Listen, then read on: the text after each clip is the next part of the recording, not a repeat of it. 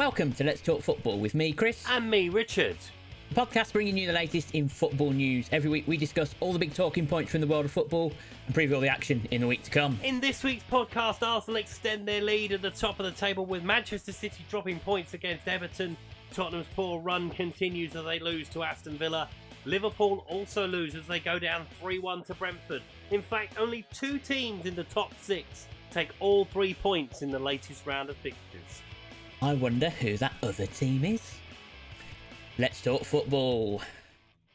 Hello, everybody. Hi, everybody. And welcome. Now, before we get into the football, obviously, tragic loss of probably one of the greatest, if not the greatest of all time. Yeah. In Pele. The icon. The icon. Well, a lot of people get called a legend. Yeah, he's the best of the best. He's above a legend, isn't he? He's a god. He's a footballing god. He's Pele. Yeah. Absolutely. And it's a sad loss. Obviously, you know, he's been struggling. We had his battle for a number of years, yeah. For many years, and it just kind of, you know, the time came, and it's very sad. But you can see the reception, what he means to Brazil, the nation. Oh, goodness me. Yeah. The Lion State, effectively. The procession. 230,000 people going past his coffin. Yeah. Yeah. I mean, the procession route was just like so many people. Yeah. Yeah. It's very sad. We obviously thoughts go out to family and that. Yeah. Only 3-time winner of the World Cup. Only person to win a World Cup 3 times. And there's probably at the moment only really Mbappe, really, I think, who could potentially catch him. Yeah. Realistically, but you never know. Hopefully no one does. Because that would be nice. Sort of. And he'll have it, and he'll always be talked about. Oh, of course he will. Yeah. So, but he's one of the best, the greatest. I've seen many people with the same quote: "You won't see a thing done on a football pitch that Pele didn't do first." Exactly. Yeah.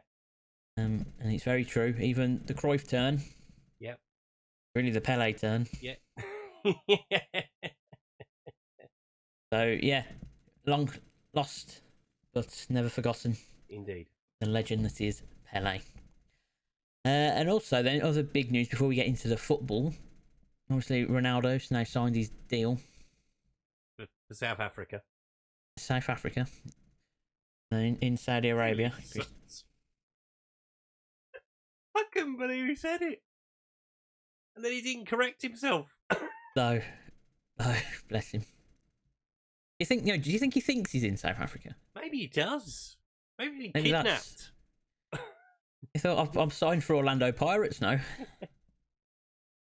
The Kaiser Chiefs. No. I predict a riot. Yeah. Yeah. Oh man, what a guy. So but will we be no covering big deal. Al Nazir in around the world? I mean, that's up to you. That's your feature.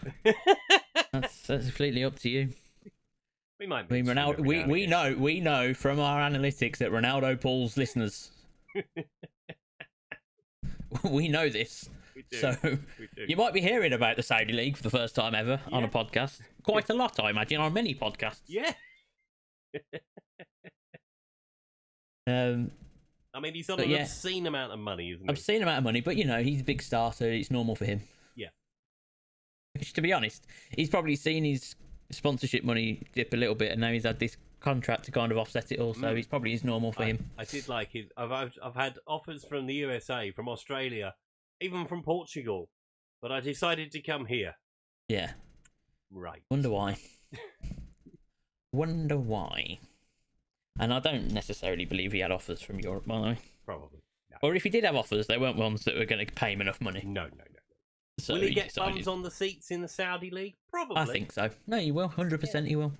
He's a big draw. He always has been. And, you know, we saw in the World Cup, they love their football over that part of the world. Yeah. You know, it's not a secret. So I think, 100% they'll pull in the... Did you see that the guy that had the number 7 shirt already... Oh, he got sacked apparently, didn't he? Because he said that he wouldn't give it up, and they went, all right then. So they terminated his contract. So they went, all right then, off you go. You had a choice. No, I did see that. Like, And apparently there's this thing in his contract. I don't know how real or true this is. about the Newcastle thing. Apparently Newcastle have an option. Well, dibs on him. It's not even a first option. It's if they qualify for the Champions League, he can be loaned out to Newcastle. Which would be bizarre. I mean, Newcastle wouldn't want that trouble rocking up at their door, surely, considering everything that how things have changed there. Given the way they're playing, yeah. You don't need that trouble rocking up at your door. I think that's what happened with a lot of clubs, to be honest. They saw the bait. Yeah, it's just like there's trouble that comes with it. There's undermining of managers and coaching staff and clubs. But he can't. It'll be very hard for him to undermine the Saudi government. It take a brave man to do that. It take a very brave man to undermine the Saudi government. I mean, I hope he's insured his feet. He upsets them once, let me tell you.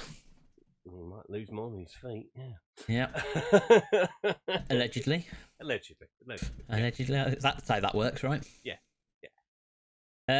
So there's the big news points from this week. But we must get into the football that is the Premier League.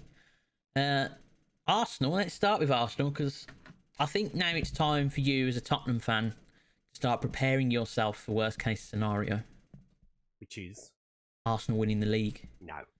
And then them not letting you forget about it. It's still not going to happen. I have to disagree with you. I think that they are in. I mean, I know we're only 16 games in. Yeah. But they look so good. They look the most polished. They look the most polished team in the league right now. Yeah, we're only 16 games into the season. They've got to play Manchester City twice still. Yeah. So, they'll be quietly confident, but I refuse. Thing is, the gap at the minute that they've got, is what, 7 points. Yeah. Even if City only close that gap by the 3 points, let's say, if they beat them once, and Arsenal might get a point out of the other. Yeah. That's still a big gap, and they still, to me, look the most settled unit in the league in terms of league form. Without especially doubt, they're playing very, very well. Yeah. So I think you need to start preparing yourself as Tottenham fans for this to happen. I still don't think it's going to happen. I mean, I can start preparing myself. Yeah, I think you definitely need to prepare yourself. Put it this way: if it was the 3rd of May rather than the 3rd of January, yes. There is an awful long way to go. You know where we'll all be come the end of May if Arsenal don't win it? We'll all be rocking up on AF TV. And they'll be blaming watching the breakdowns, watching you've messed it up at the last, all this. We'll all be loving that, but you'll be staying away as Tottenham fans. You'll be staying away. In fact, I'll be trying to find the Tottenham fans. I mean, I'll just be hiding in a bunker somewhere at that point and seeing their reactions. In fairness, I thought they were lucky in the end against Brighton. Yeah, that 3rd goal doesn't get disallowed. That's a very, very uncomfortable 5 and a bit minutes for them. Maybe, but it didn't, and they won. Oh, well, I mean, they were gifted 2 of them. I mean, the first goal was like, oh, for goodness sake. Yeah. And then Nketiah gets one, and you're like, ugh. But it's about how they create the mistakes, though, Arsenal. I think that's a bit that's been underrated about them. Very, very good. Yeah. They make a lot of teams make mistakes against them, and so everyone thinks, oh, this team making lots of mistakes and they're lucky and they're this. Well, no, they're creating that look. They're creating the mistakes that give the openings. Yeah. And they're taking their chances doing it very well. Yeah, at the minute, the front three are on fire at the minute. Do they need to go and buy a striker? It doesn't look like it at the minute. Not at the minute, but I think they might. They're still like I said this last week, didn't Ukrainian fella, aren't they? Yeah, it's difficult to go out, spend money for someone that you know is only a temporary part. Especially you know what I mean? 85 million, that's a lot of money. It is a lot of money. So that they need to, if they're going to buy, they need to make sure that it was always part of the plan. Yeah. That they were going to go out to get someone just because they need a number 9 for a couple of months. Exactly. because then you're going to end up with extra players that you don't, one of them's going to get upset. You might believe in all three of them, let's say, between Nketiah and Jesus. There's and a new signing. There's no sort of guarantee that the new guy comes in and hits the ground running. Might take you 3-4 games to get used to it. Well, that's it. That's it exactly. So all of those risks, as well as bringing players into the league mid-season, all apply. Yeah. So it's a tricky time to go and buy players if you need them. But to be honest, right now Arsenal are riding this wave. Yeah. The momentum seems to be with them at the moment. Momentum can change, but I think that I don't think you can say they're not in a title race. Oh no, without doubt, they're in the title race. They are in the driving seat at this point in time. Yeah. Just having crashes into something. Speaking of teams struggling, let's talk about Liverpool. Oh, okay. Woo. I'd like to throw that one there. Yeah, no, you'll get your time. Thanks. 3-1 to Brentford last night. Yeah. They don't look a good unit at the minute, Liverpool. No, again, Brentford with the high press. They it wasn't even that really. I think it's Liverpool's high line. Listening to Carragher last night talk about it after the game. And we've mentioned it a couple of times as well. Yeah, and he makes a lot of these good points about them, pressing up the pitch. They're high, but then they've got no one in midfield to support the press. So it's just you've got a person in the middle of the pitch with about 4 years on the ball to decide what they're going to do with it. Yeah. And you're just popping it in over the top, and then it's leaving Van Dijk, who is undoubtedly a world-class central defender, look distinctly average because he's just getting exposed. Yeah. He's been left exposed for the running behind. Yeah, obviously, Wemmer and Whistle were having a field day. Yeah, and when and they will work. They will run. Those two players will run forever. Yeah, they were running. They were running ragged. Yeah. Yeah, and they would just keep going and keep going and keep going, and that's exactly how they got their goals. It's exactly how they created. How many VAR calls were there though? Jesus Christ. Yeah, I know. I think that the two were probably right, to be honest. Yeah. I think they were right to disallow the 2 goals. But they just kept coming at them. That was the thing. Obviously, they had the disallowed goal 1 minute. They scored the next minute.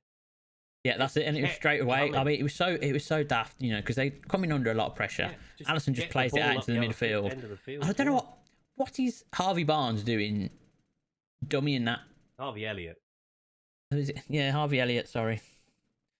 I mean, why is he dummying? I mean, it was more like a Harvey Barnes move. That's probably why I said it. Yeah. But it's like you're not expecting. You're playing the ball into the midfield. Get hold of it. Don't dummy it. Thinking you're being clever. You're under pressure. There was even one that tried to play a crossfield ball and got it completely wrong and just gave it back to him. Yeah. Well, the thing is, just take it back to that second, that other, the other goal from when they had the disallowed goal and then the goal. Yeah. That step up, you're under pressure. You're a goal down. You're away from home, and you're receiving the ball in the middle of the pitch, and you think, oh no, I'm going to dummy this. Yeah. Rather than taking responsibility for the ball, get hold of it, calm the game down, get yourselves into it. I mean, they had a few chances, Liverpool. It's not like it was all one way. Yeah, it was all Darwin Núñez again, wasn't it? Yeah. It was just as you say. And I tell you what, I didn't have Liverpool's first goal scorer of the season down as of the year down as Alex Oxlade-Chamberlain either. No. That wasn't on my prediction list. I'll be honest. No, it definitely wasn't Núñez either, if I'm honest. He did get one in the net though. He get one in the net, and it was good. To be fair to him on that, it was a good finish. Yeah. It was a great finish, but he doesn't. Why is he offside? I don't know. He's so fast. Yeah. Like these players that are so quick. I mean, you see it a lot. I've seen it a lot over the years. Is that the players who are fast seem to want to get every inch of advantage that they can when they just don't need to. All you got to do is run a bit faster. Yeah, I mean Rashford gets caught offside a lot as well, and I think Jesus can get. I remember him watching, particularly his early times at City. Maybe not so much in more recent times. He's run quite as. No, he'd just go in and he'd be offside, and you'd just be like, "Oh, Jesus going through. Don't worry, the flag will go up in a minute," and it generally did. And Núñez is doing the same thing. It's just you don't need to. You're fast and you're strong. There was that one shank shot though. I don't know what he was trying there. I don't know what. Another you know great what I mean? scout for Brentford though. Oh, absolutely, yeah. They add it to the list, don't they, this season? When you think we drew with them 2-2 on Boxing Day. You take that now, don't you? After what's happened. Of course they do. Of course they do. Tottenham, they take what they can get. Well, we should have won. Speaking of which, being as we're here, let's talk about Sunday lunchtime kickoff. Having a great time against Villa. Yeah. Floor's all yours. Okay. I don't get it. I genuinely don't understand what's happening. In terms of, I don't understand where the performances are coming from. That's the 10th game in a row we've conceded the first goal of the game. What performance? I didn't see a performance. Well, there wasn't much of a performance yet. You cannot tell me that taking Bentancur and Kulusevski out of that team makes it that bad. Well, it's appearing that way. Yeah. But I don't understand why. Well, they're obviously, you got to remember, these are the two players that Conte brought in that made the difference last season, weren't they? Yeah. Yeah. So it was like this before they came. A little bit. And then they came, and then your form turned for the better, didn't it, at the back end of last season? But Kane and Son are not clicking for some reason.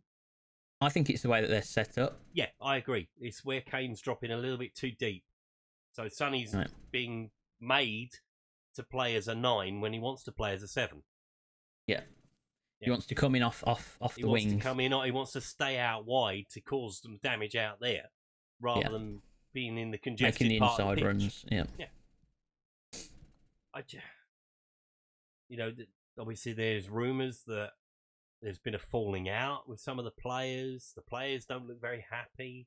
Antonio's running his mouth a little bit. Does he have a valid point to run his mouth? Not really.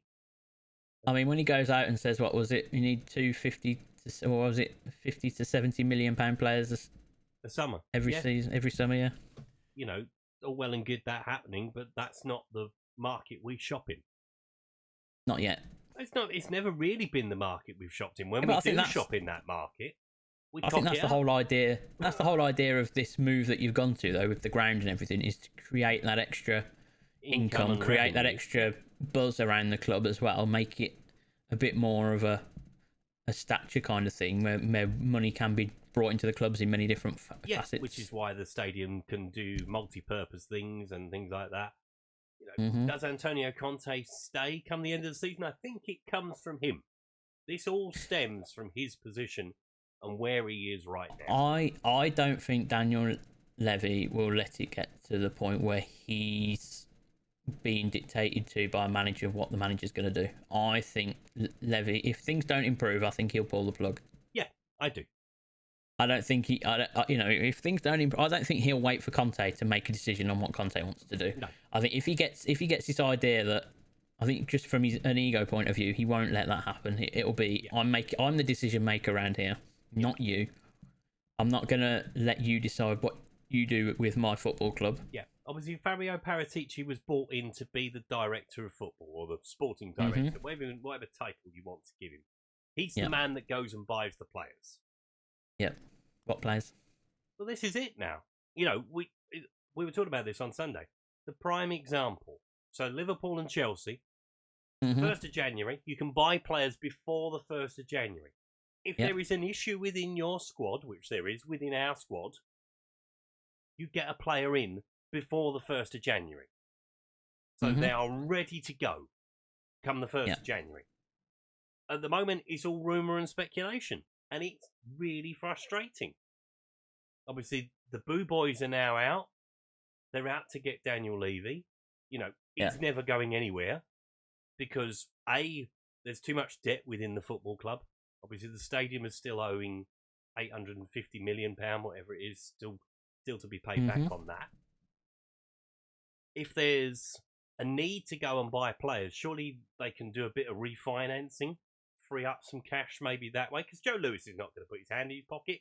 He hasn't done for 21 years. Yeah. He's not going to... We've always been a club that spends within its means. And as a business model, that's fine. We are not a business. We are a football club.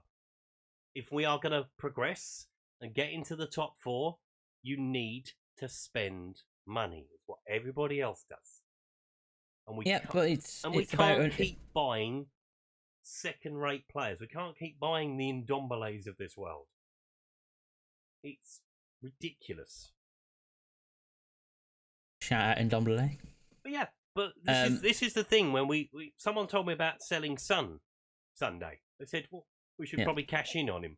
What, we get £70 million? We'll give it to somebody and buy a second-rate player. Because we always do. We have a bit of money in our hands and we don't know what to do with it.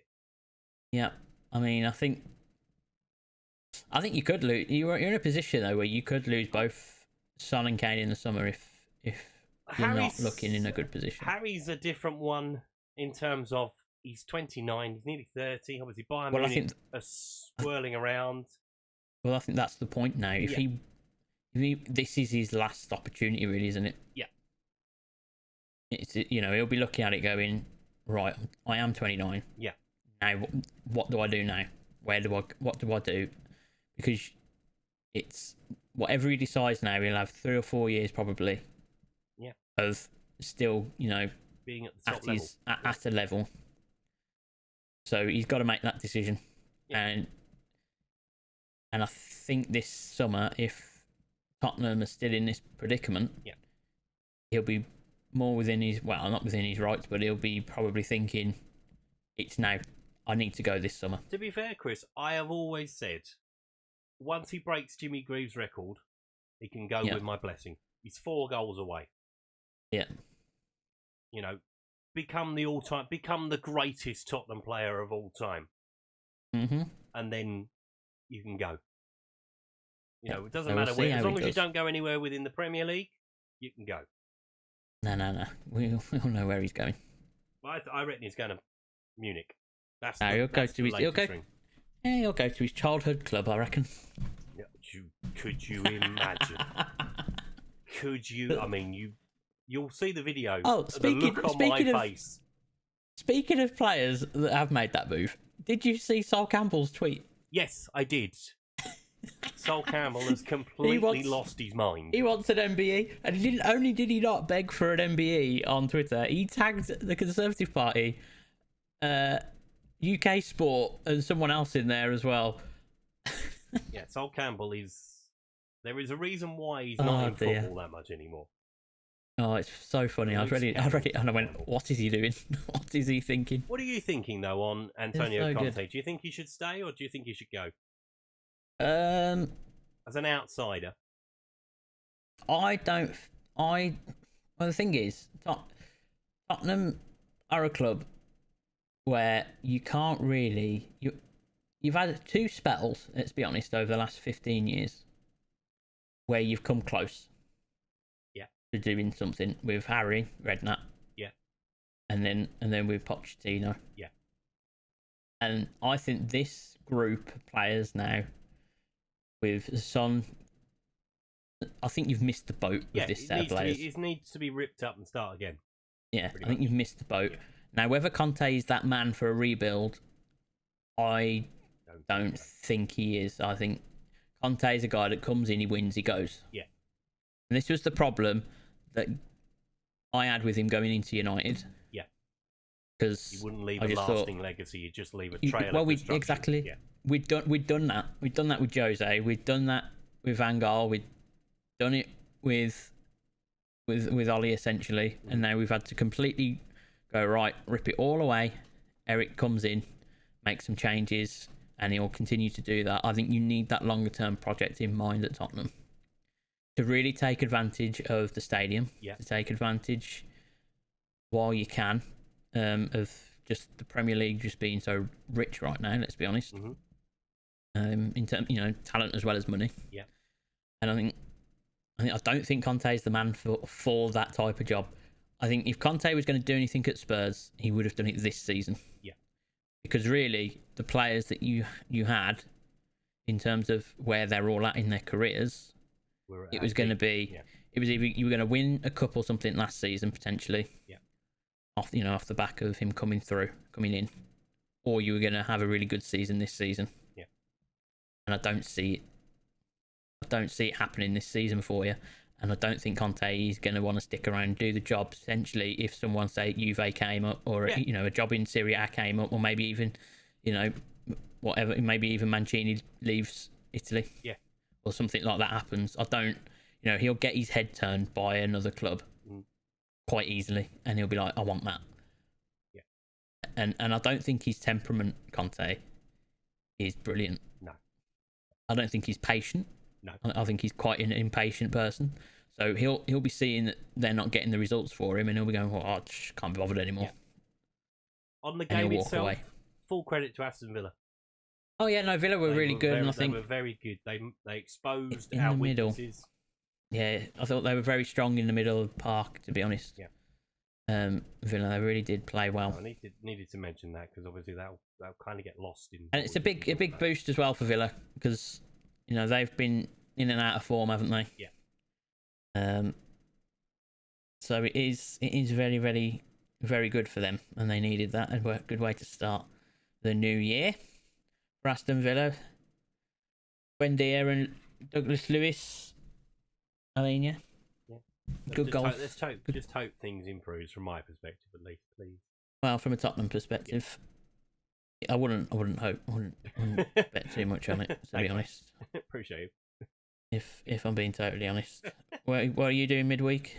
Palace away. Yeah. Fun times. Yeah. So there's that one. Let's go then to City dropping points at Everton. Yeah. Obviously a result no one was really expecting. No. But I can say I've seen one of the best central defensive performances of the season. Definitely. Yeah, they were in that game. They were very good defensively, Everton. Yeah. I thought Ben Godfrey up against Haaland. Yeah. I thought he did really well. I'm not surprised that he came off essentially for his standing ovation, didn't he? Yeah. At 90 minutes. I thought he was so good against him. He's done a lot. He's still got his goal. Yeah. Still got his goal. So, you might say as a defender, well, I lost that battle. But I thought for the rest of it, considering, he scored in the 24th minute, I thought he was so good against him. He was strong up against him. Obviously, he's got the pace, Godfrey, so he's not going to let him run in behind him too much. I thought he did so well. What did you think about the challenge you made, Haaland? It was a bit dodge, but I'm all right with it. I'm all right with it as well. To be honest, I thought it was a good challenge. Yeah, he got the man, but he got the ball as well. That's it, and I think the Kevin De Bruyne one as well. He was nowhere near him. No, everyone's going, oh, look at that there, but he kind of half pulls out of it. Yeah, and his feet hits. His foot comes down close to the pitch anyway. Mm-hmm. I think there was nothing in that one either. There was a lot of Damari Gray. What a shot from Damari Gray! Oh yeah. Oh yes, he's got. The thing is though, Damari Gray, he's always got something. He reminds me a lot. A former Everton man himself, Andros Townsend. Yeah, Andros definitely had that in his locker. You know what I mean? Just one out of wherever. Just every now and then, just ping one in the top corner. Damari Gray is a similar type of player. Did you see though in the build-up to it, he slips. Yeah. He slips literally as he's about to hit the ball, resets himself, and then hits it. To do that, most people would shank that into the stand. No, he did. He did really well. He just caught it as well, and it was a beautiful goal. Beautiful goal. Yeah. Which does mean that Arsenal have that 7-point lead at the top of the table. Yay. But City dropping points. Newcastle weren't able to take advantage to put themselves proper top of the table. No. Second in the table, I should say. Feisty affair between Newcastle and Leeds. Oh yeah, they always are though. Them two. If I take myself back to the late 90s, early 2000s, Leeds Newcastle games were brilliant to watch. Yeah. And this one was there's no goals in it, but this one was pretty similar. Yeah. They got in amongst each other, and it was a proper game of football. But they couldn't get the breakthrough, Newcastle. And I think they'll start to find that Newcastle against teams like Leeds. They will set up two banks. I think they will now. I think they will see it now, won't they? I think you're going to see that a lot more because people are going to see the threat that Newcastle now are. Yeah. So they're going to be a bit more defensive, a bit more counter-attacky, a bit more gritty.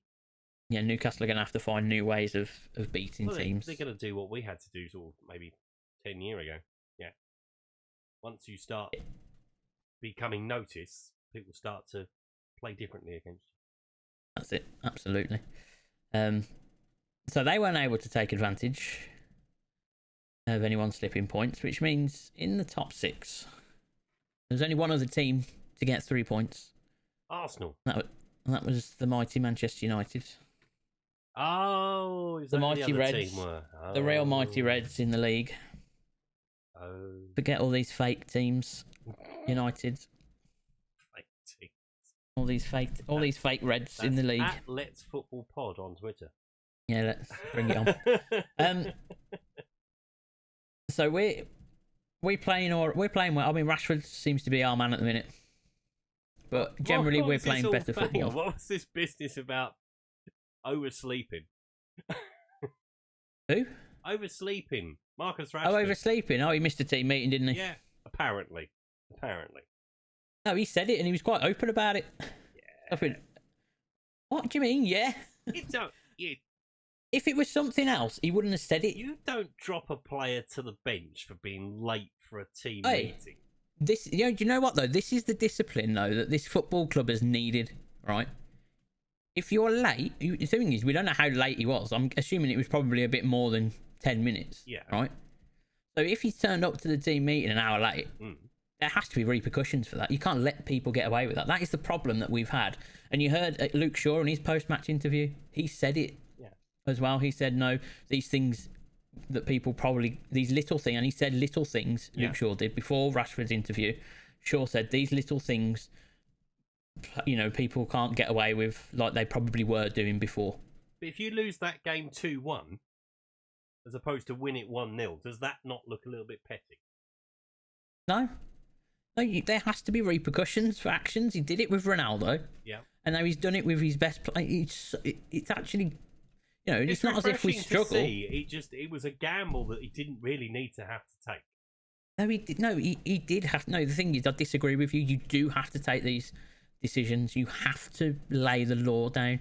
He is the manager, right? If you disrespect your teammates by not being there on time, which is essentially what happened. It's not just him. It's the rest of his team. The rest of your teammates were here. Why weren't you? There has to be some level of repercussion for that. Right? I don't think a lot needs to be taken into it, but he made the decision. But I think these things are important. That discipline is important because it means that I can't get away with anything. I.e., I can't get away with walking around a football pitch for 90 minutes, which is what we were having last season at the start of this season. Yeah. Right? And just thinking that everything's going to be okay. No, there are if you do not perform, there's repercussions. Fair enough. And that is important. I think that is so important, especially in this day and age where players essentially get to decide what they want to do all the time.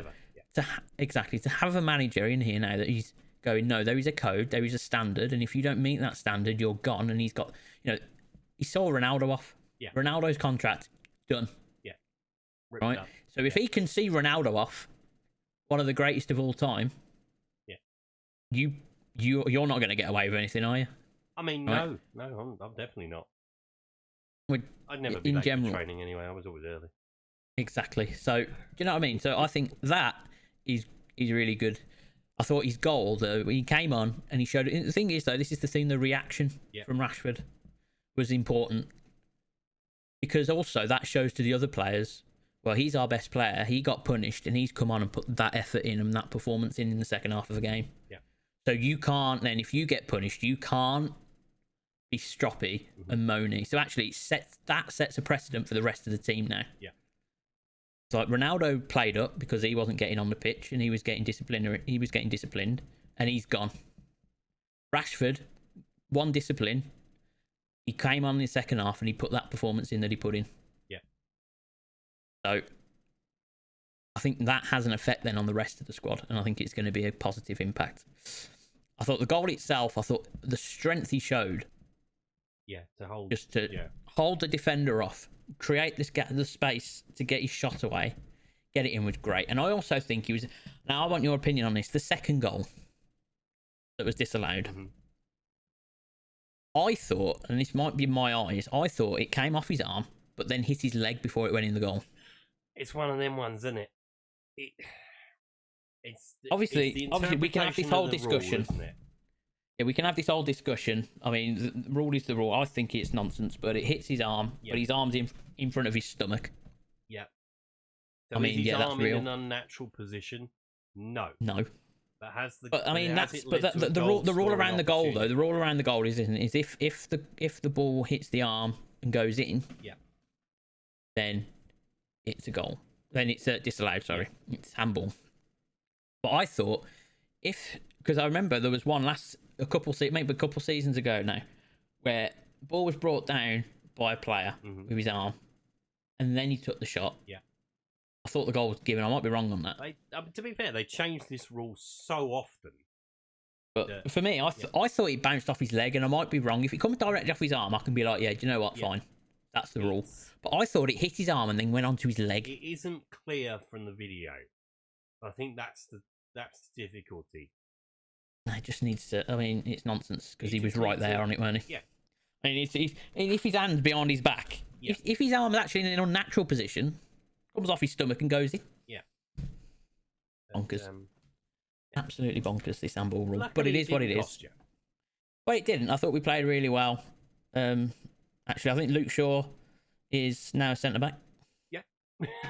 He's not. To be I think he put him on for his pace. He put it. No, he put it. Yeah, I think he put him on for the pace, didn't he? Because I think he was waiting for the wide players to be able to come cut in and be in those channels. But then he brought Traore on, took Costa off, and then they started whipping the ball in the box. Yeah, no, that was bonkers. I don't know why they brought. First half, they were playing it to feet. First half. Yeah, I don't know why they brought Costa off. To be honest, I thought he was causing mayhem. That was a bad decision. He was and he wasn't. He was, he had one chance, didn't he? But if you take Diego Costa off, you bring on Raul Jimenez. You go like for like. Yeah. You don't go for a wide man and then start peppering the box with crosses. No, it was a bit odd. Yeah, it was an odd decision. But that puts United into the top four. For now. On merit, above Tottenham Hotspur. For now.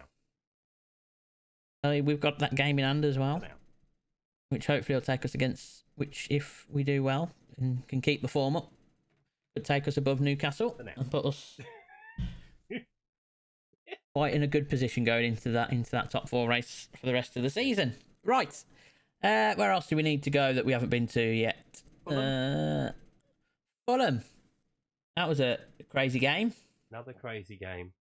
Ward-Prowse closing in on Beckham's Premier League free kick record. I mean, did you see his free kick? No, I didn't see this one, if I'm honest with you. Go back and watch it. Those who haven't watched it, go and watch it. The amount of space that the goalkeeper leaves to stand on the other post. It's like inviting James Ward-Prowse. Just have a shot, mate. It's going to go in. I mean, he'd be quite relieved at that point that he did score that one. After given the fact that in the upper end, he put one in his own net. They just can't buy a win, Southampton, though. No, but Baliniak pops up. Yeah. As he does, as he's done a few times really for Fulham in the big moments when they've needed something. He's always provided something, whether it's a killer ball, an assist, or a goal. Yeah, or a vital tackle. No, you're right. They're all bunching up behind us. It's really scary. Yeah, and Fulham are above Chelsea at the minute, they are. Yeah, on goals. Which I'm sure it's going down well in West London. I'm sure. Well, yeah, I was going to say that they said it last night, didn't they, on the Brentford game, that Chelsea are the third best team in West London. Yeah, that's true. It's true. It is very true right now. Speaking of them. Yep. More drop points. Yeah, should have beaten Forest. Yeah. Should have beaten Forest. But I think the more worrying thing for Chelsea and probably Chelsea fans is Potter's interview where he kind of said it's a good point away from home. Which it isn't against a team. It's not against Nottingham Forest, is it? It's not. I mean, it's a bad performance. The game we should have won. Forest. I know, yeah. I mean, to be fair, it was a Tottenham man or former Tottenham man who scored the goal. Oh, he took it really well as well. Sergio Aurier. Really good. If only Tottenham had players that could score goals. I mean, he took it down and then nutmegged the goalkeeper. Can't do any better than that. It was very good. It was very good. Wasn't not what you're expecting from Sergio Aurier. To be fair, he has that in his locker. He's he scored a couple of goals for us, and they were very good goals. Some of them complete flukes, but yeah, he has got that technique. He's always been a better attacker than he has been a defender. Let's put that right on the table. Very, very true.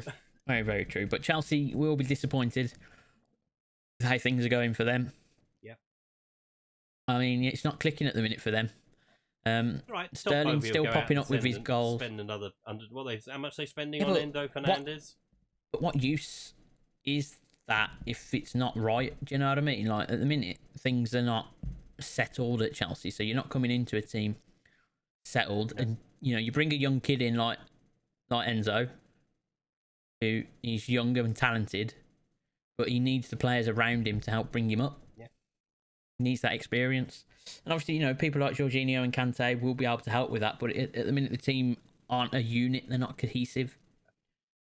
So it's a bit worrying for Chelsea. I think obviously they can. They still can. It's obviously very early days. Yeah. But at the minute, it's not quite right. And then I think we've got one more game to cover, and that is Palace beating Bournemouth easily 2-0. Yeah, quite easily after the nightmare restart that Palace had. Yeah. They'll be quite happy to come away and go, right, okay, we're back. We kind of steadied ourselves a bit. Obviously, they've lost one. They've won one. Yeah. Maybe tomorrow. Who knows? Or tonight. Or whenever you're listening to this. You may know already whether Crystal Palace... Well, you'll already know. Probably by the time you listen to this, you will already know what happened in Bournemouth, in Palace's game, or Bournemouth's game. But there we are. So that was 2-0.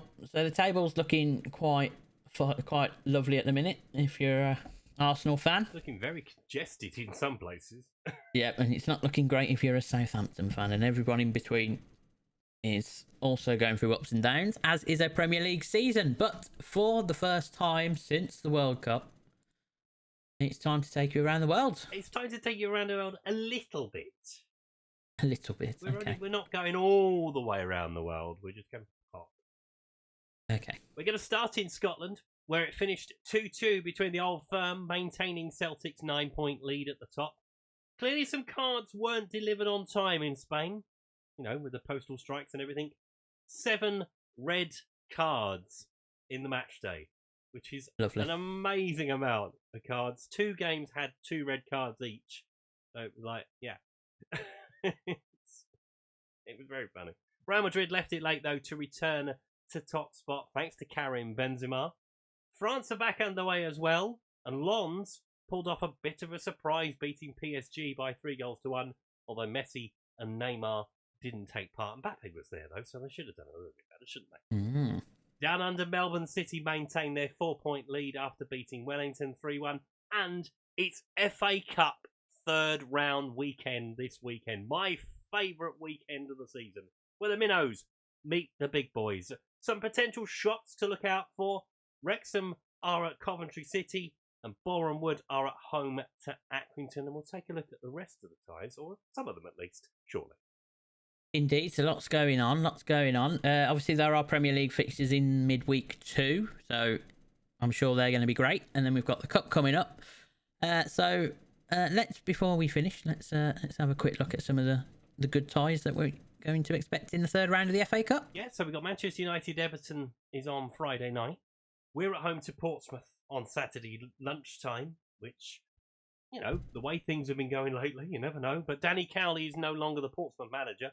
I think that might be maybe a blessing in disguise, or it could be a curse. I have no idea at this point in time. Gillingham are taking on Leicester, which is another interesting one. Forest Green taking on Birmingham, another lower league side taking on a championship side. Middlesbrough Brighton might be a fairly good game as well. The rest of them. Brentford versus West Ham on Saturday night. That looks like a fairly decent game as well. We've mentioned Boreham Wood and Accrington Stanley. Sheffield Wednesday versus Newcastle. Might be a good game, that one. That's on the telly, that one. Sheffield Wednesday. Derby versus Barnsley. Bit of localness about that one. Kind of. Liverpool taking on Wolves. 8 o'clock on Saturday night. 7 City derby between Bristol City and Swansea. Aston Villa taking on Stevenage. You would kind of expect Aston Villa to win that, although they might rotate a little bit. Stay out of Cardiff. That's another one. Cardiff versus Leeds. Do not go into Cardiff City Central on Sunday. I think that's probably the best advice, right? Maybe. Then a big tie on Sunday afternoon. Manchester City taking on Chelsea before we finish up with Oxford at home to Arsenal. So lots and lots of good games to look forward to in the FA Cup. I love the FA Cup third round. So we'll see what happens. There might be some upsets to talk about, but we will bring it all to you next week, as we always do. But thank you very much for listening this week. Don't forget, if you want to get in touch with us, then you can at Let's Football Pod on Twitter. You can email us at letsfootballpod@gmail.com. But we'll be back next week with all the fun and games from the FA Cup. But for now, we'll see you all later. Enjoy the midweek fixtures, and we'll see you next week. Bye!